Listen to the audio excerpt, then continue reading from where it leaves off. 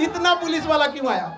इससे पहले जब दरोगा का रिजल्ट हुआ था तो लगभग 20-25 जीप से वो लोग आए थे लोग, और पूरा ये स्टेज दरोगा से भर गया था। तो मोहल्ला वाले लोग डर गए कि लगता है खान सर के ऊपर छापा उपा पड़ गया है, इतना पुलिस वाला आया उठा ले जाएगा यहाँ पे। बाद में पता चला कि मिलने आया था लोग यहाँ। तो ये सारे लगभग 12,000 से ज्यादा बच्चे हैं और ये अभी एक हॉल में बैठे हैं। उद्देश्य यही है, इन लोग के जैसे हजारों लाखों बच्चे तैयारी कर रहे हैं, जो पेपर लीक हो जाता है, ऐसे न जाने कितने गरीब मिडिल क्लास के बच्चों का सपना तोड़ दिया जाता है।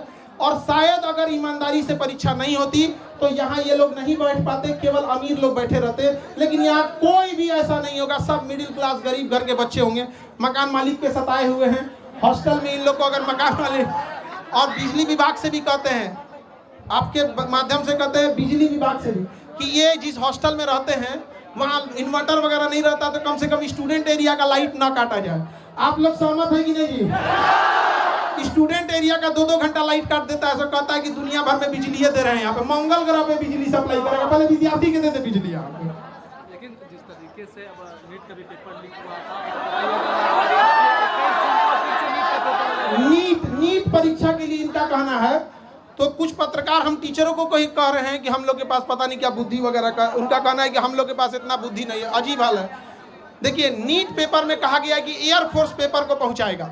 अच्छी बात है, आप इनिशिएशन ले रहे हैं, लेकिन समझिए मलेरिया की बीमारी में टाइफाइड का इंजेक्शन नहीं मारा जाता है। नीट पेपर परीक्षा पेपर पहुंचने की समस्या नहीं थी कि एयरफोर्स का हम यूज कर रहे हैं, समस्या थी जहां से छप रहा है, जहां से बन रहा है, वहीं पे लीक हो जा रहा है। जो पकड़े गए हैं टीचर, उनको फांसी अब तक क्यों नहीं हुआ, इनकाउंटर उनका क्यों नहीं हुआ, घर क्यों नहीं तोड़ा गया, उनका सवाल ये है। आप में से बताइए, इतने लोग, ये सब सिलेक्टेड पुलिस वाले हैं यहाँ पर, इन सब से कहते हैं पेपर लीक करने वालों को बकसना चाहिए जी, किसी को नहीं बकसना चाहिए यहाँ पर।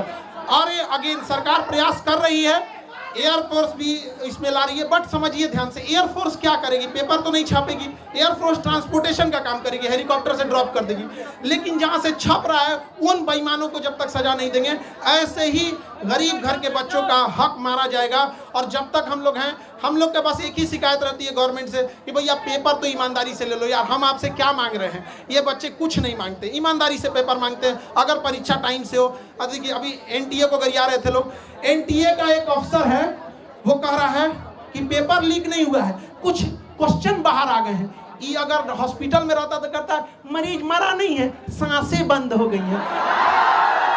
पागल है सब वहां बैठा हुआ, हम क्या बोलेंगे? अभी एनटीए को गरियाया, मन नहीं भरा, सीयूईटी का पेपर नाश दिया।